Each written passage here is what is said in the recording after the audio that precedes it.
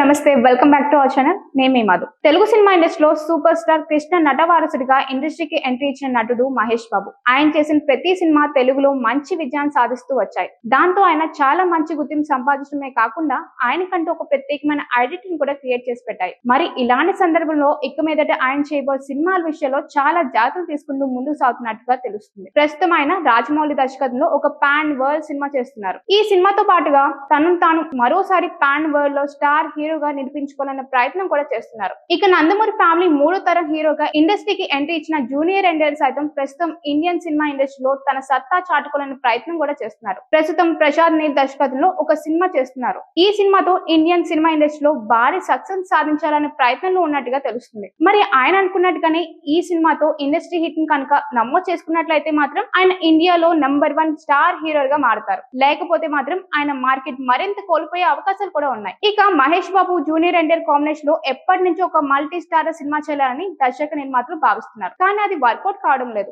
ప్రస్తుతం ఇప్పుడు మైత్రి movie makers వారు ఒక అడుగు ముందుకు వేసి వీళ్ళిద్దరు కాంబినేషన్ లో మల్టీ స్టార్ సినిమా చేయడానికి సన్నాహాలు చేస్తున్నట్టుగా తెలుస్తుంది. ఇటువంటి మరిన్ని అప్డేట్స్ కోసం మా ఛానల్ సబ్స్క్రైబ్ చేసుకోండి. Hi guys, subscribe to JKTV. Subscribe to JKTV. Please subscribe to JKTV. Subscribe to JKTV. Hi, Andarki Namaskaram. Please subscribe JKTV. అందరికీ నమస్కారం. Please like, share and subscribe JKTV.